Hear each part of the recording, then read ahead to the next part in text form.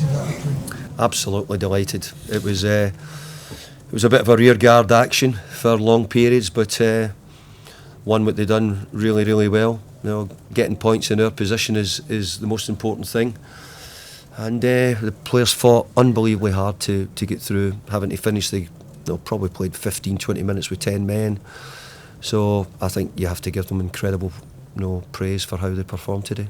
It was a rearguard action, but for all that Brighton had possession and had shots and really create many clear-cut opportunities, it was a bit more savvy than just a back-to-the-wall defence. No, I agree. I think they had, I'm getting told they had one shot on target, but that's not doing Brighton a disservice, because Brighton are a really good side and play well and really good football.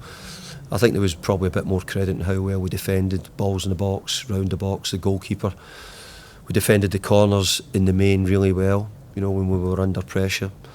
So again, just big credit to the players for their performance. And look, it's the first back-to-back win I think we've had all season. We're in a position which we need to get points, whereas Brighton, I think, are just off, 3 wins in a row and 9 unbeaten.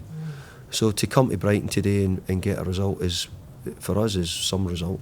You're still obviously new to being back at Everton. Yeah. What do you think your biggest takeaway, biggest lesson from that group of players was today?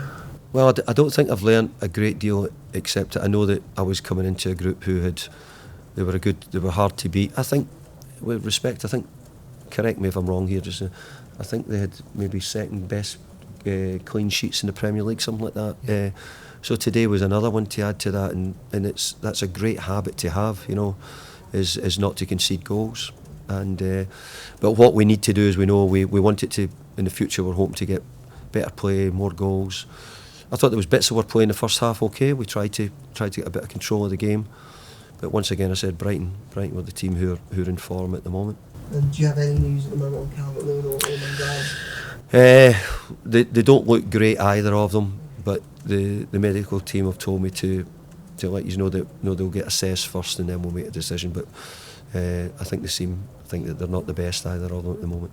And that probably doesn't change what you were looking to do in the transfer window, but does it add a bit more the people who look at positions? Does that add a little bit more emphasis to the search? I think it does, yeah. I feel as if it depending on what comes back from their assessments, I'll decide a little bit more to whether we're having to go and do something which we may have to do on what we've seen.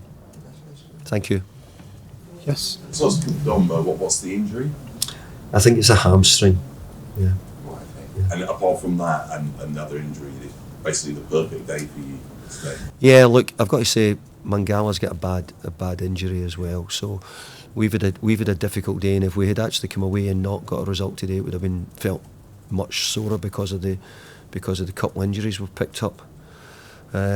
So that was great credit to the players, their effort, the commitment to get a result under the circumstances.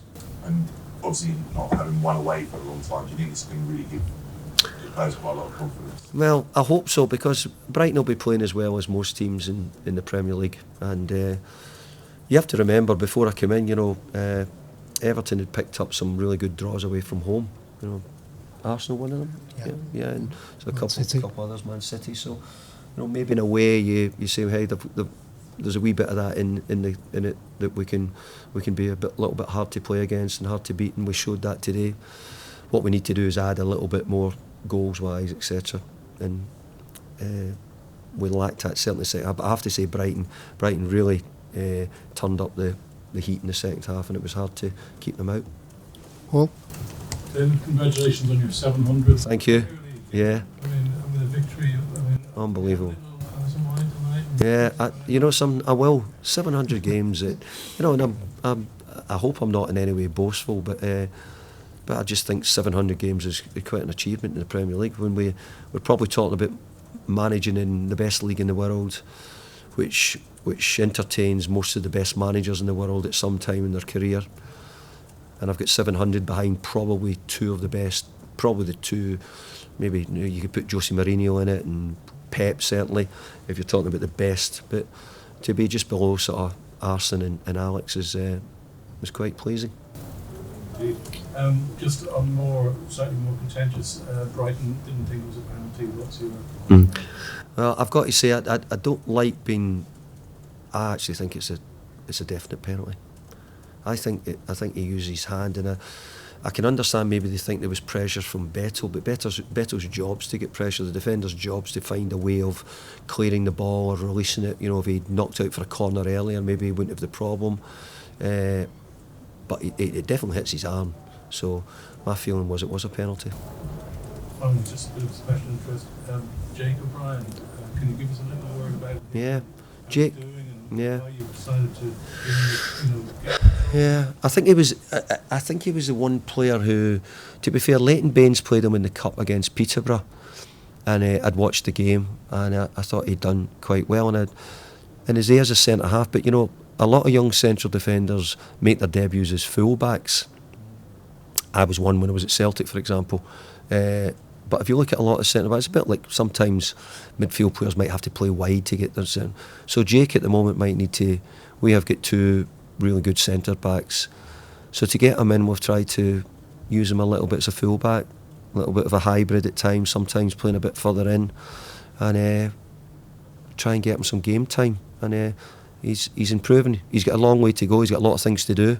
But I've been really pleased. The two performances, he's come into the team and we've won 2 games. So great. Yeah, and today in the main, he kept Matoma pretty quiet overall. Final one from over there. Just on the 700 games, Arsenal 828 and Palace at 10. Do you see yourself getting into those figures? No. No. I don't. It just seems too far away. Recent years, I've been really. Recent years, I've got to the 700, obviously, but that would probably be about another 4 seasons in the Premier League. You know what I mean? So, hey, you never know in life, you know. But the sport itself's getting much younger. You know, there's some. The coach here's doing a marvellous job. The young coach here's doing a marvellous job with his team. You know. And I think if you said to them, do you think you'll get to 700 Premier League games? I think they'd say, oh, no chance, we're not doing it that long. So at the time when I started young, I didn't think I would ever get to this point. But, I'm proud of it. Why should I not be? Yeah. Right, folks. Cheers, thank you. Thank you. See you later. Cheers, thank you.